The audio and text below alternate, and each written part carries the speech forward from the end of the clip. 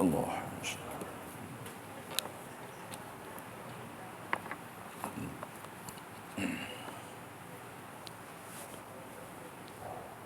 Assalamualaikum warahmatullahi wabarakatuh. Ila hadratin Nabi Mustafa Rasulillah sallallahu alaihi wasallam. Summa ila rahmatullahi wal mu'minina wal mu'minat wa alihi kiram ashabil azam syai'illah. Al-Fatihah. A'udzu billahi minasy syaithanir rajim. Bismillahirrahmanirrahim. Alhamdulillah. Ar-Rahmanir Rahim. Maliki yaumiddin. Iyyaka na'budu wa iyyaka nasta'in. Ihdinas siratal mustaqim. Siratal ladzina an'amta 'alaihim ghairil maghdubi 'alaihim waladdallin. Bismillahi ma syaa Allah la yasuqul khaira illa Allah.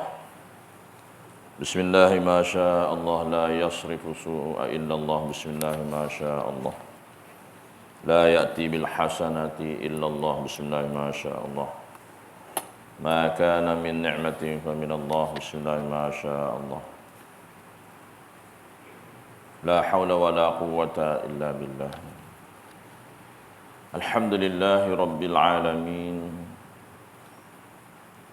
wal 'aqibatu lil muttaqin wa la 'udwana illa 'alal zalimin. Subhanaka la 'ilma lana illa ma 'allamtana innaka antal 'alimul hakim. Wa qala rabbi shrah li sadri wa yassir li amri wahlul 'uqdatam min lisani yafqahu qawli. La hawla wa la quwwata illa billahil 'aliyyil 'azim. اللهم افتح علينا حكمتك وانشر علينا من خزائن رحمتك يا ارحم الراحمين. ربنا اتمم لنا نورنا واغفر لنا انك على كل شيء قدير. الله لطيف بعباده يرزق من يشاء وهو القوي العزيز. لا تدركه الابصار وهو يدرك الابصار وهو اللطيف الخبير. ففهمناها سليمان وكلا اتينا حكما وعلما. سخرنا مع داود الجبال يسبحن وطير كنا فاعلين. اللهم صل وسلم على سيدنا محمد في الأولين والآخرين في الملأ الأعلى يوم الدين. اللهم صل وسلم على سيدنا محمد النور المذهب للنسيان بنوره وعلى آله في كل لمحة ونفس عدد ما وسعه علمك عنه. اللهم صل على سيدنا محمد الفاتح لما أغلق والخاتم لما سبق ناصر الحق بالحق والهادي إلى صراطك المستقيم وعلى آله وصحبه حق قدره ومقداره العظيم. الصلاة والسلام عليك يا سيدي يا رسول الله. خذ بيدي خلة الحي أدركني. الصلاة والسلام عليك يا حبيب الله. الصلاة والسلام عليك يا أول خلق الله وخاتم رسول الله. السلام عليك يا سيدي المهدي خليفة الله. السلام عليك يا سيدنا القدير بليا بن الحق أبا العباس. وصلى الله على خير خلقه سيدنا محمد وعلى آله وصحبه في كل لمحة ونفس عدد ما شاء الله.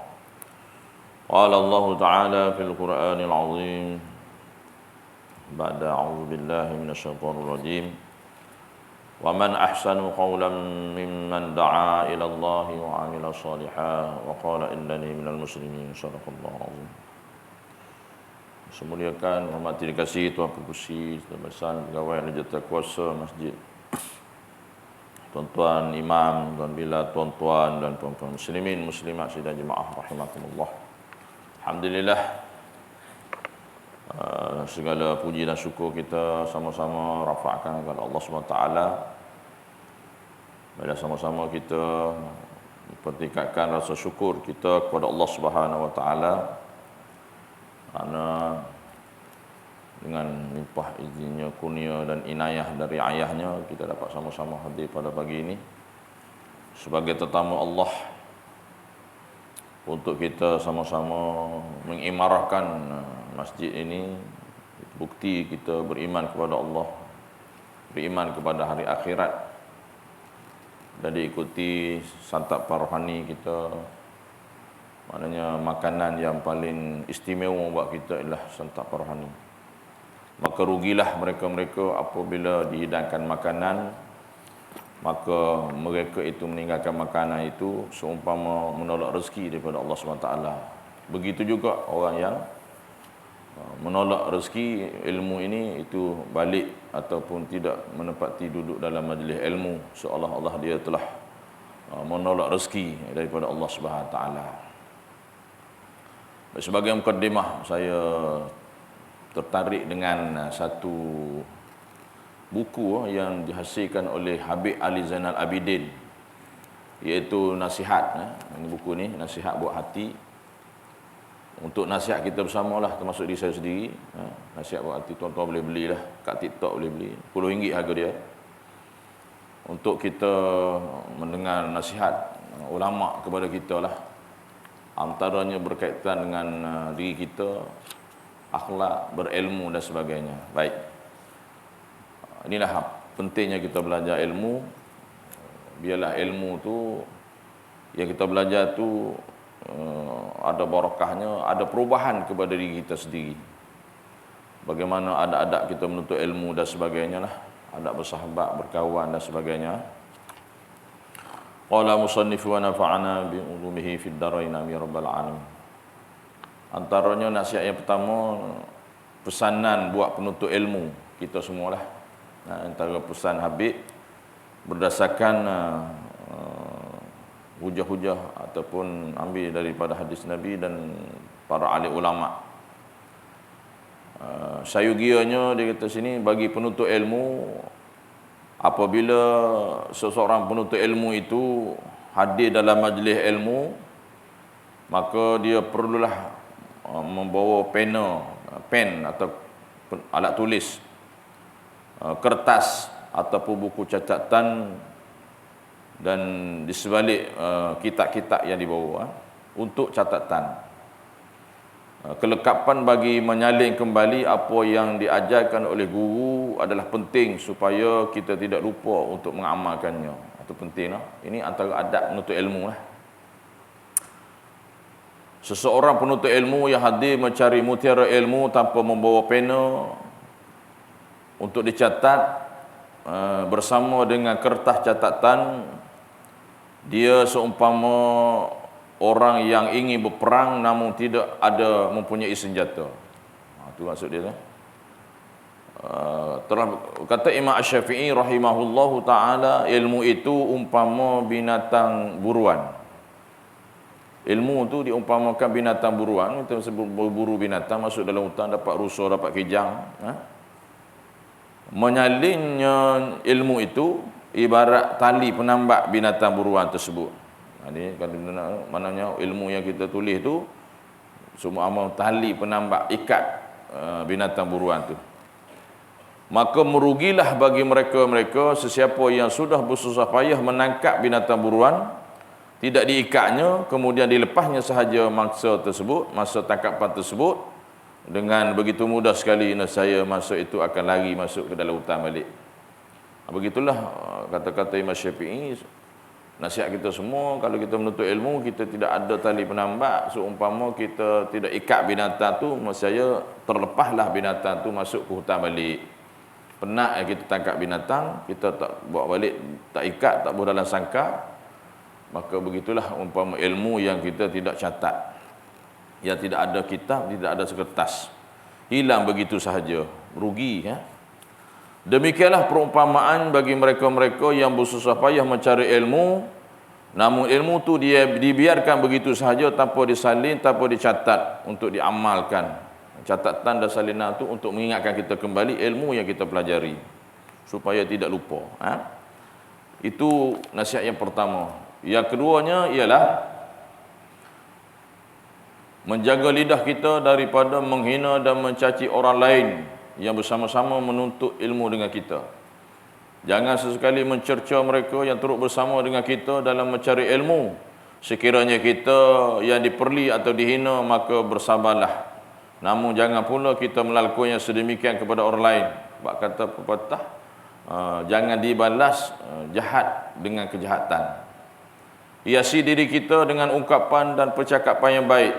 Itu adalah bukti bahawa kita sedang dikurnia dan diberkati ilmu yang kita miliki. Ada satu kisah yang pernah berlaku kepada Imam Asy-Syafi'i rahimahullah ta'ala. Semoga kisah ini menjadi pedoman dan iktibar buat kita semua. Pernah suatu ketika Imam Asy-Syafi'i rahimahullah ta'ala dicaci dan dimaki di hadapan pelajarnya. Lalu mereka bertanya kepadanya, mengapa kamu tidak membalas kejian mereka itu? Imam Asy-Syafi'i rahimahullah ta'ala menjawab, aku tidak akan layan orang yang jahil yang bercakap buruk perihal aku. Aku juga tidak akan mengambil peduli, apatah lagi membalas ucapannya dengan ucapan yang buruk seperti yang dilontarkan kepada aku. Ini akhlak seorang imam kita lah. Dan dia akan bertambah jahil. Imam Syafi'i kata dia akan bertambah jahil dengan perbuatannya itu yang melakukan keji, maki hamu dan sebagainya itu. Dan aku akan bertambah mulia dengan perlakuan aku. Mana Imam Syafi'i, aku bertambah mulia di sisi Allah SWT dengan perlakuan aku itu tidak membalas balik kejian itu. Jadi bersabarlah ketika dikeji, diri dikeji dan dicaci hasil kadang-kadang kejahilan orang lain. Seseorang yang dimuliakan oleh ilmunya itu pasti akan memiliki sifat dan perilaku yang baik dan akhlak yang mulia. Ini kerana ilmu sifatnya mendidik, mentarbiah seseorang menjadi lebih baik dan berakhlak mulia. Jadi sekiranya ingin tahu ilmu yang dimiliki oleh seseorang itu diberkati oleh Allah SWT ataupun tidak, maka lihatlah sahaja akhlaknya. Mana orang itu belajar ilmu, dia berakhlak baik dengan kawan-kawannya, memuliakan guru dan sebagainya, menghormati dan sebagainya, maka berakhlak baik setelah belajar ilmu, itu tanda ilmu yang diberkati. Sebaliknya kalau dia belajar ilmu tidak ada akhlak yang baik, tidak merubah dirinya jadi baik, maka ilmu itu yang dimiliki itu tidak diberkati oleh Allah Subhanahu taala. Ini antara wasiat yang pertama oleh imam kita Habib Zainal Abidin. Semoga dengan kita mendengar ini kita buatlah perubahan. Semoga ilmu yang kita miliki itu diberkati, kita bawa ilmu tu dunia dan akhirat insya-Allah. Seterusnya kita masuk pada muka surat yang ke-63. Qalbu Salim muka surat 63 nombor 5 iaitu berkait dengan lidah lagi, mengadu domba atau menghasut ataupun dikatakan namimah. Namimah, menghasut, mengadu domba. Mana menghasut ni pergi jumpa kawan, pergi jumpa orang lain, hasut orang, mengadu domba, menyebarkan berita-berita supaya disebarkan berita tu kepada orang lain. Itu dikatakan ini antara dosa yang besar juga. Itu berkait dengan lidah. Namimah dihuraikan di sini oleh tuan guru kita Ustaz Mahathir Ju. Namimah maksudnya itu dikatakan seorang muhaddis, ulama tafsir, fasih ulama besar memiliki beberapa karya usulan tafsir. Ibnu Majah meninggal dunia pada itu di bawah tu nota kaki tu, nota kaki yang nombor 100 tu, Sulaiman bin Daud berkata, iyyaka wan namimah fa innaha ahadu minas saifi. Jauhilah mengadu domba. Maknanya jauhilah, jangan kita mengadu domba. Jauhilah, hindarilah mengadu domba kerana ia adalah salah satu daripada pedang.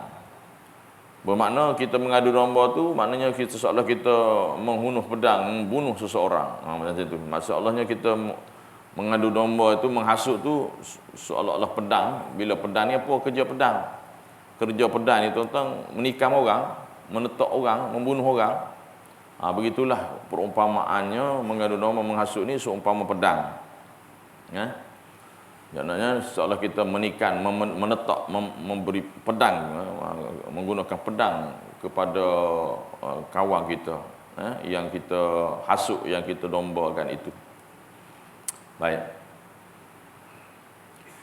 Daripada Sayyidina Huzaifah bin Yaman berkata, Rasulullah sallallahu alaihi wasallam bersabda, la yadkhulul jannah namam. La yadkhulul jannah namam.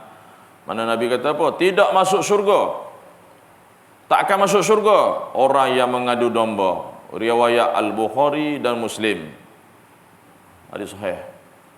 Maka nota kakinya berdasarkan firman Allah Subhanahu wa taala, A'udzu billahi minasyaitonir rajim wala tuti' kulla hallafin mahin hammazim masya'im binamim manna'il lil khairi mu'tadin asim utullim ba'da zalika zanim.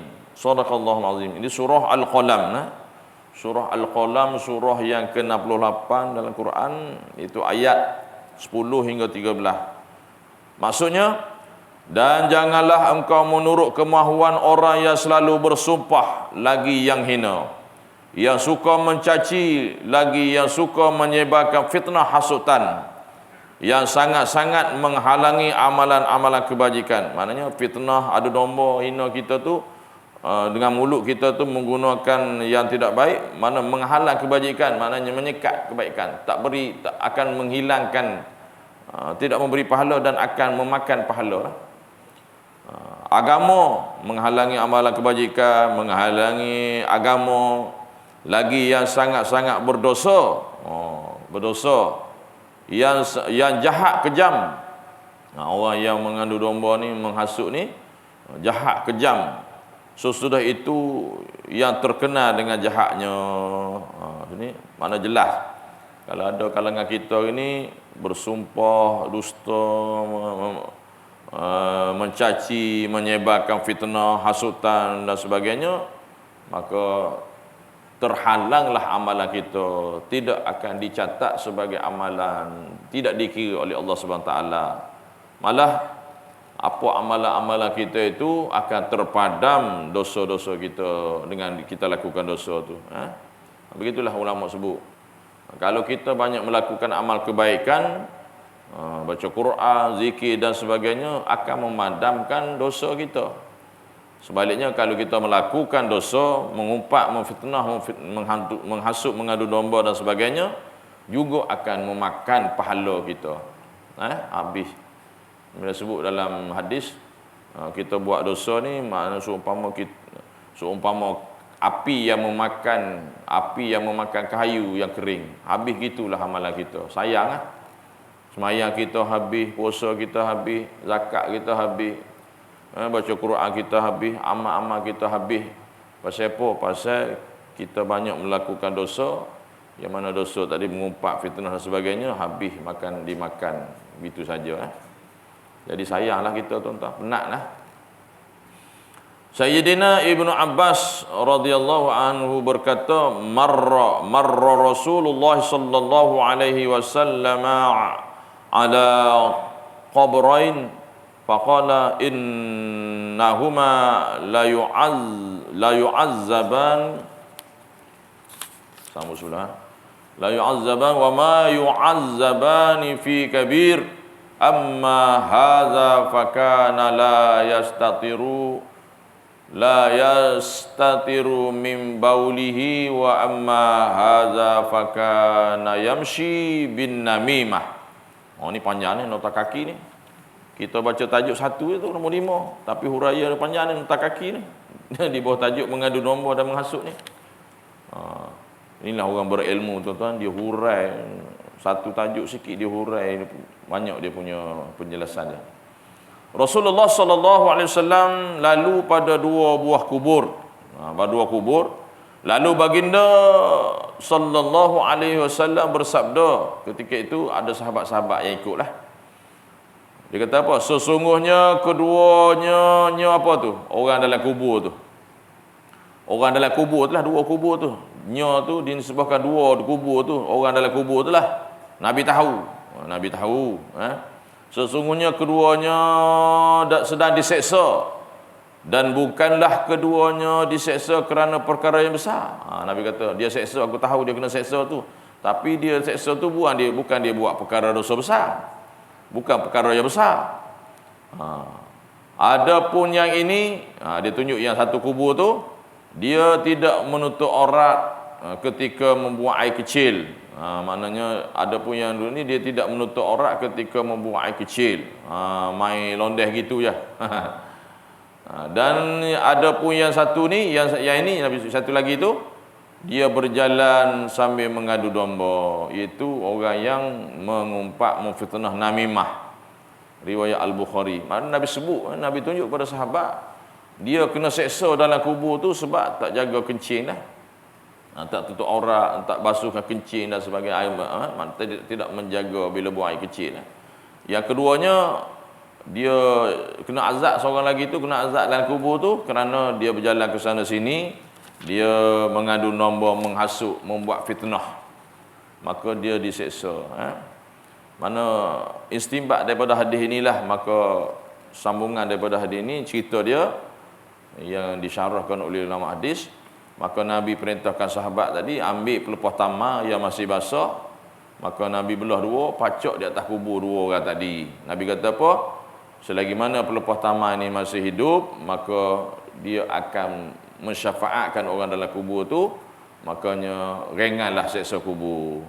Maka menjadi sunnah kita hari ini, di kubur kita letaklah, bila kita ke bumi, kita pacak pokok tu, itulah sunnah dia. Nabi sebut batu, benda yang hidup, batu-batu sungai tu, dan juga pokok-pokok yang kita pacak atas kubur tu, pokok puding ke, pokok selasih ke, pokok-pokok yang kecil tu, dan batu-batu tu kita letak atas kubur tu, berselawat dan mendoakan penghuni kubur tersebut. Inilah sunnah dia. Mana bid'ahnya? Kalau bid'ah, Nabi kalau kata pacak tanam pokok atas kubur ataupun berzikir, berdoa, lagi-lagilah ni tanam pokok ataupun letak batu pun berzikir kepada orang dalam kubur. Apatah lagi kita berzikir, baca Quran, berdoa kepada orang kubur, lagi-lagilah diterima, lagi-lagilah baik. Mana bid'ahnya? Tapi golongan sana tak boleh, talqin tak boleh, baca Quran tak boleh, tahlil tak boleh kat kubur. Itu lantak pergi kat dia lah. Ini kita ikut kita lah. Inilah dalil dia. Nabi pacak lepas tamar, hidup lepas tamar tu masih basah, maka meringankan azab orang dalam kubur tu. Tapi kita dalam kubur tu, mana kubur tu pacak kecil-kecil lah, pokok kecil lah. Jangan pokok besar ni. Ni pokok besar pemeluk ni, jam tu. Pokok besar sangat. Kita tengok ada kubur-kubur ni disebabkan pengurusan yang tidak baik. Orang yang jaga kubur tu tak jaga, biarkan pokok besar, akhirnya tumbang, rosak habis kubur. Tak kena lah. Banyak perkara lah. Kubur ni makna, kubur ni tuan-tuan, perkampungan orang mati. Maka kita kena jagalah, bersih. Jangan biarkan kubur tu dimasuki oleh binatang, lembu, kerbau, kambing, anjing masuk dalam kubur, berak atas kubur. Jadi tak boleh. Najis. Hingga mana kalau kita sembur racun dalam kubur tu, kalau racun tu ada najis pun, air hujan turun masuk dalam kubur juga, hukumnya haram. Najis tu, orang kubur tu, sebab dia kubur orang kalau kita langkah kubur pun seumpama kita langkah orang yang masih hidup lah.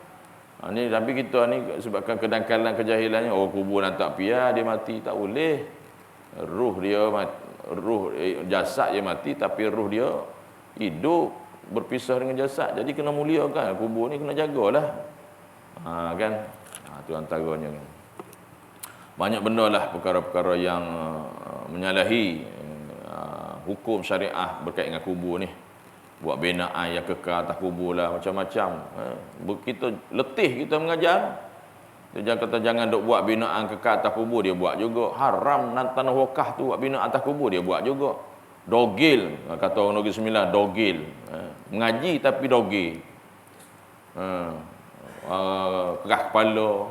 Bahasa-bahasa tu, dogil, kerah kepala, ketegak.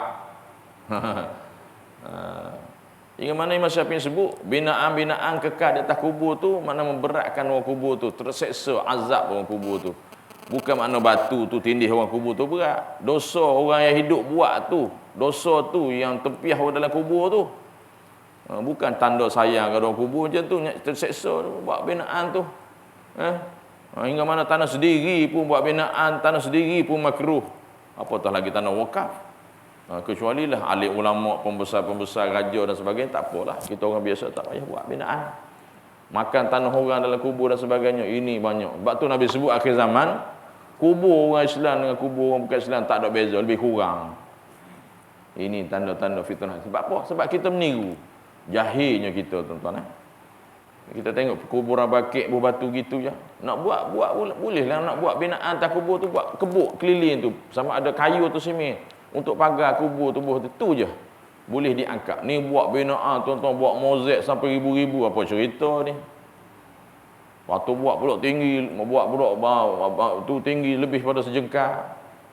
Dia nak buat timbul tinggi kubur ni sejengkal, yang lebih pada sejengkal tak boleh, haram.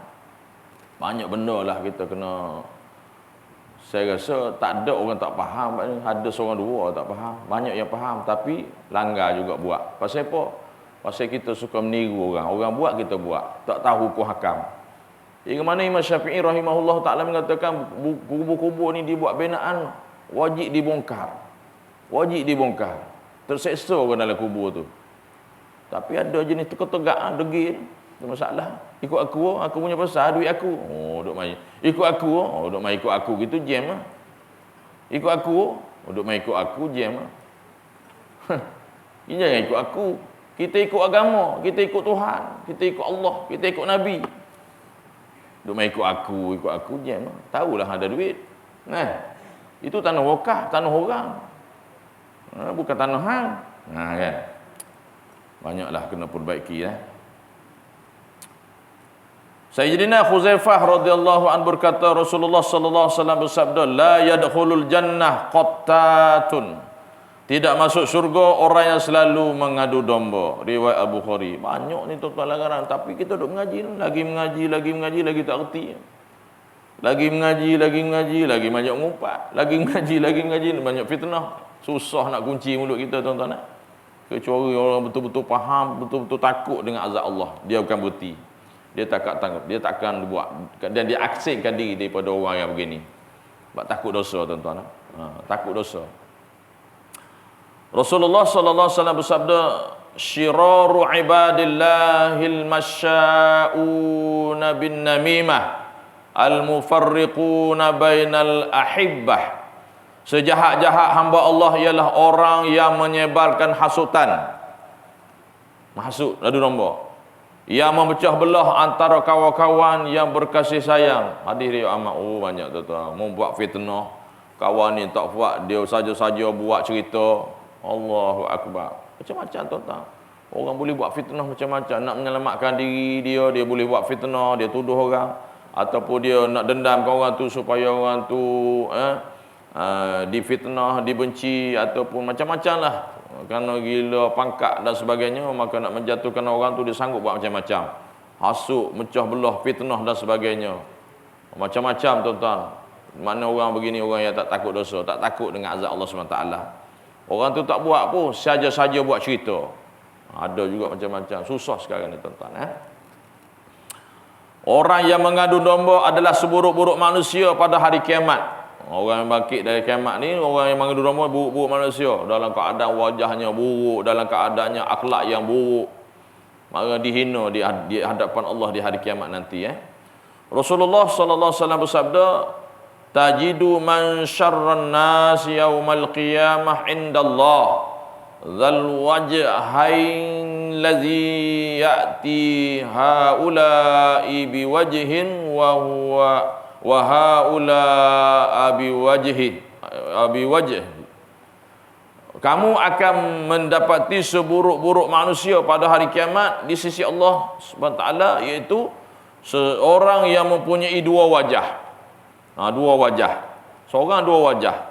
Dia datang kepada satu kumpulan dengan wajah yang satu, dan datang kepada suatu kumpulan yang lain dengan wajah yang berbeza. Riwayat Bukhari. Itu maknanya orang yang diazab oleh Allah SWT.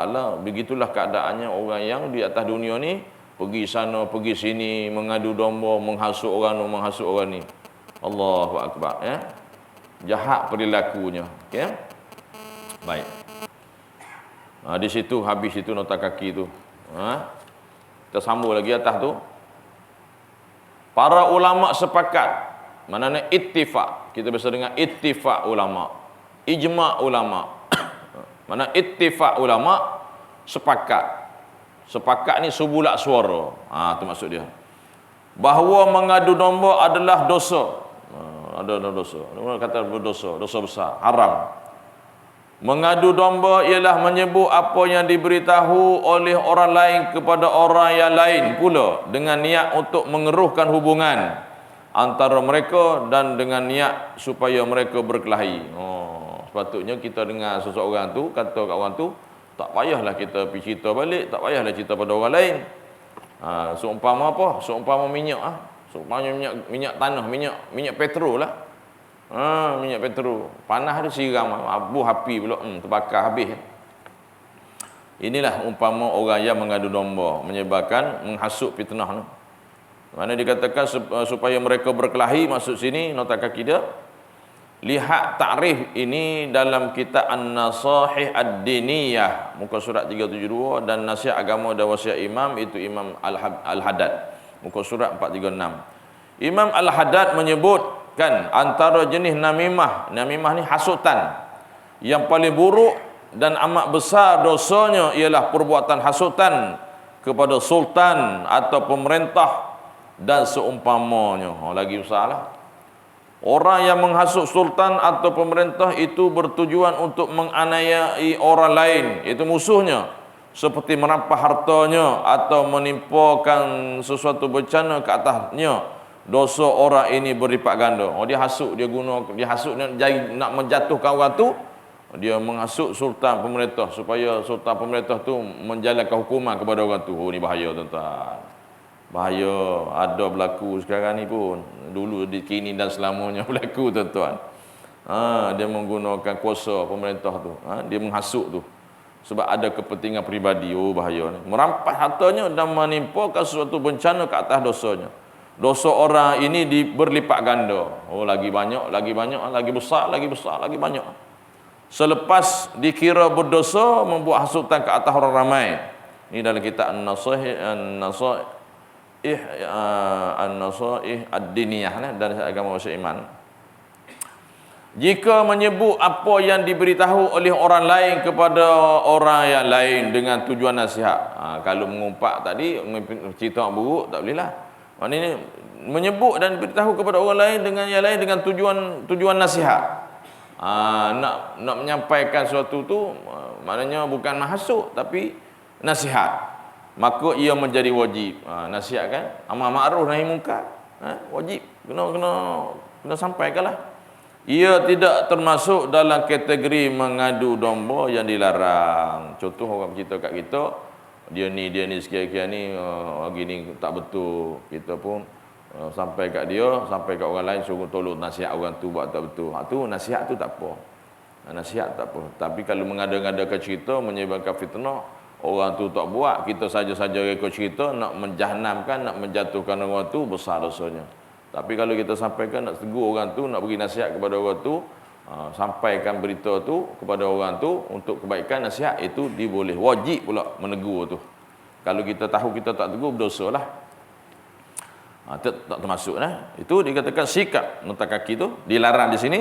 Sikap seorang mukmin sebenar ialah tidak terus mempercayai apa sahaja berita yang disampaikan oleh orang lain begitu saja. Maknanya bahasa kita kata tak pasti jangan kongsi. Masuk situ. Maknanya kena nasihat tu, ya. Ada larangan, ada teguran. Inja'akum fasikum binaba'in fatabayyanu. Maknanya Allah ingatkan kita sesuatu berita yang disebarkan, apatah lagi kita tahu orang tu daripada orang fasik, orang itu terkenal dengan dosa dia, menyebabkan fitnah dan sebagainya, maka nasihat, hati-hati, ya. Fasikum binaba'in fatabayyanu. Mana tabayyun, mana perlu kita bertabayyun, maknanya selidik dulu. Jangan terus telan, jangan terus terima. Selidik dulu, betul kau tidak. Ini bahaya, jangan terus terima. Dia hendaklah bertabayyun, iaitu menyelidiki dahulu berita itu atau maklumat tersebut seperti perintah Allah SWT. Ada perintah Allah SWT. Kalau berita sampai kat beda, ini Allah ingatkan kita. A'udzubillahi minasyaitonirrajim. Saya sebut dah tadi tu. Ya ayyuhalladzina amanu in ja'akum fasiqun binaba'in fatabayyanu. Ini surah Al-Hujurat. Surah Al-Hujurat, mana Hujurat tu maksudnya bilik-bilik. Hujurat tu bilik-bilik. Bilik-bilik tu ada sebutlah berkait dengan bilik-bilik isteri Rasulullah. Surah yang ke-49 ayat 6. Allah kata apa? Wahai orang yang beriman, jika datang orang fasik. Fasik ni orang yang kekal melakukan dosa lah, fasik.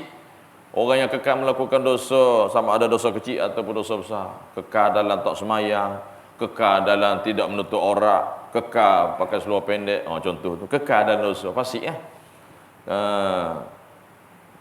Kepada kamu dengan suatu berita, maka bertabayunlah dahulu. Bertabayun mana? Selidik dulu, siasat dulu, betul ke tak betul ni, atau saja-saja cerita. Jadi kita berhati-hati antara maksiat lidah yang lain termasuklah kita semua akan datang. Banyak lagi tuan-tuan, maksiat lidah ni banyak lagi, khianat, bersaksi palsu, berita bohong, dikatakan butan, memaki orang atau mencaci keburukan orang di hadapannya, di hadapan sendiri. Ada berapa lagi tu? 1, 2, 3, 4 lagi. 4 lagi berkait dengan maksiat lidah, bencana lisan jadi setakat tu hari ini tuan-tuan, semoga apa yang kita kongsi, apa yang kita bincang pada pagi ini sedikit memberi manfaat untuk diri saya sendiri dan tuan-tuan, untuk kita amalkan apa nasihat-nasihat daripada ahli ulama. Maka wasiat daripada ahli ulama, contoh tadi Habib Bidin, apabila kita mendengar nasihat ulama, kita ikut dan amalkan nasihat para ulama itu antara adab akhlaknya kita dengan orang alim, dan itu tanda-tanda kita menerima dengan hati yang terbuka dan kita mengamalkan nasihat-nasihat, butiran nasihat itu tanda ilmu kita barakah. Itu tanda-tanda kita belajar ilmu tu barakah, mendapat barakah, diberkati oleh Allah Subhanahu taala. Jangan kita biar begitu sajalah. Okey. Hak jenis tak ngaji ni tak boleh kata apa tuan-tuan, lantak pergi kat dia lah. Ada kuliah subuh hari ni. Cepat-cepatlah balik semayang, balik tak ada zikir, tak ada doa pun ada. Saya tengok tadi tuan-tuan, lepas salat assalamualaikum, tak ada zikir, tak ada doa, cuih bangkit je. Tak ada adab langsung lah. Sebab tu Nabi kata kurang ajar, tak ada adab bagi orang yang lepas semayang, tak zikir, tak doa. Kurang adab, kurang ajar dengan Tuhan. Nak sibuk macam mana ku zikir lah, doa lah dulu sikit. Ni assalamualaikum, cuih balik gitu ya. Allahu akbar. Letih noh. Sepatutnya akhir-akhir zaman ni patutnya kita kena banyaklah dengan Allah SWT. Kita tengok balak bencana macam-macam berlaku di Hawaii-nya, di Kanadanya, dengan China ribut besarnya. Jadi kalau kita tidak mengambil pengajaran iktibar daripada balak-balak, teguran daripada Allah SWT ke atas orang maksiat ni, kalau kita masih lari lagi dengan Tuhan, tak tahulah. Patutnya tanda nak kiamat dah dekat ni tuan-tuan ni, patutnya kita lagi dekat dengan Allah. Ni lagi jauh dengan Allah, tak tahulah. Masalah hati kita lah tuan-tuan. Hati kita kalau masih lagi tebal cinta pada dunia, hang cakap pi apa pun dia akan lari tuan-tuan. Dok kira nak mati esok lusa pun dia tak kira. Nak mati esok lusa dah sakit banyak dah, 3 serangkai 7 serangkai dah. Patutnya duduklah dalam majlis ilmu ni, kurang-kurangnya bekalan. Tak dia balik. Dengan kursi-kursi roda, dengan tongkat-tongkat dia seret balik tu. Dia kira besar dunia nak lagi. Tak duduk dalam majlis ilmu tu. Pasal masalah hati ya. Tapi cakap agama berdegar-degar tu. Meja kopi terangkat meja cawan tu. Itulah tak semualah tuan-tuan. Gitulah kita sama-sama muhasabah dirilah tuan-tuan. Jangan sampai balak tu kena kat kita. Jangan balak tu kena kat kita barulah nak isah. Sebab dia nampak ada ribut taufan, banjir besar berlaku. Masjid surau selamat. Contoh, dia tengok kan. Masjid surau selamat, tak kena. Kalau jadi apa-apa, dia cari masjid. Masalahnya dan tak kita tu tuan-tuan. Kalau kita yakin bahawa masjid ni Allah selamatkan, masalahnya dan tak kita nak cari masuk masjid, nak cari perlindungan tu. Takut-takut tak dan tu. Kan? Kalau dah masuk masjid okey lagi. Takut di rumah dah kena dah. Tak ada mari masjid. Lari. Itu orang nampak, orang yakin tu. Yakin dengan Allah SWT tu. Masjid ni Allah selamatkan. Masalahnya kita yakin kalau sempat kalau kita pergi masjid ni. Jadi inilah tempat kita, tuan-tuan. Nak tunggu balak, nak tunggu ribut, nak tunggu balak bencana baru nak masuk masjid. Sama-sama lah tuan-tuan kita muhasabah diri, tuan-tuan. Ya. Minta maaf ada salah dan silap, yang baik semua daripada Allah SWT.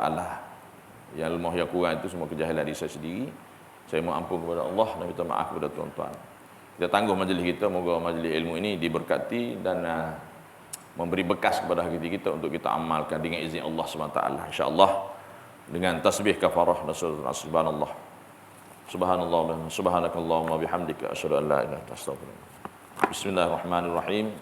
Wal 'asri innal insana lafi khusr illa alladzina amanu wa 'amilus solihat wa tawasaw bil haqq wa tawasaw bis sabr. A'udzubillahi minasyaitonir rajim. Bismillahirrahmanirrahim. Alhamdulillahirabbil alamin wassalatu wassalamu ala asyrafil anbiya'i wal mursalin wa ala alihi wa sahbihi ajma'in. Allahumma shalli wa sallim ala sayyidina Muhammadin nuril muzhibi lisyani bi nurihi wa ala alihi fi kulli lamhati wa nafasin adada ma wasi'ahu ilmuka amin. Jazallahu anna sayyidina Muhammadan sallallahu alaihi wasallam bima huwa ahluh. Jazallahu anna sayyidina Muhammadan sallallahu alaihi wa alihi wa baraka wasallam bima huwa ahluh. Jazallahu anna sayyidina Muhammadan sallallahu alaihi wa alihi wa baraka wasallam bima huwa ahluh. Allahumma barik lana fil maut wa fima ba'dal maut. Allahumma barik lana fil maut wa fima ba'dal maut. Allahumma barik lana fil maut wa fima ba'dal maut. Subhanallah wa bihamdi, subhanallahal azim wa bihamdi adada khalqihi wa ridha nafsihi wa zinata 'arshihi min kalimatihi. Subhanallah wa bihamdi adada khalqihi wa ridha nafsihi wa zinata 'arshihi min kalimatihi wa muntaha 'ilmihi. Subhanallah wa bihamdi adada khalqihi wa ridha nafsihi wa zinata 'arshihi min kalimatihi. Radina billahi rabba wa bil islami dina wa bi sayyidina Muhammadin sallallahu alaihi wasallam nabiyya rasula. Radina billahi rabba wa bil islami dina wa bi sayyidina Muhammadin sallallahu alaihi wasallam nabiyya rasula. Radina billahi rabba wa bil islami dina wa bi sayyidina Muhammadin sallallahu alaihi wasallam nabiyya rasula. Allahumma inna asbahna ushiduka wa ushidu hamalata arshika wa malaikataka wa jami'a khalqika annaka antallahu la ilaha illa anta wahdaka la syarika lak. Allahumma inna asbahna ushiduka wa ushidu hamalata arshika wa malaikataka wa jami'a khalqika annaka antallahu la ilaha illa anta wahdaka la syarika lak. Allahumma inna asbahna ushiduka wa ushidu hamalata arshika wa malaikataka wa jami'a khalqika annaka antallahu la ilaha illa anta wahdaka la syarika lak. Allahumma inna asbahna ushiduka wa ushidu hamalata arshika wa malaikataka wa jami'a khalqika annaka antallahu la ilaha illa anta wahdaka la syarika lak. Allahumma faqihna fid din, Allahumma faqihna fid din, Allahumma faqihna fid din wa 'allimna at-ta'wil wa hdina siratal mustaqim. Allahumma arinal haqqa haqqan warzuqna ittiba'ah wa arinal batila batilan warzuqna ijtinabah. Allahumma ij'al jam'ana hadza jam'an marhuma wa tafarruqana min ba'di tafarruqan ma'suma. Wa sallallahu ala khairi khalqi sayyidina Muhammad wa ala alihi wa sahbihi fi kulli lamhati wa nafasin adada ma wasi'ahu ilmullah. Subhana rabbika rabbil izzati amma yasifun wa salamun ala al-mursalin walhamdulillahi rabbil alamin. Taqabbalallahu minna wa minkum taqabbal ya karim. Hadza wa billahi taufiq wal hidayah. Assalamualaikum warahmatullahi wabarakatuh.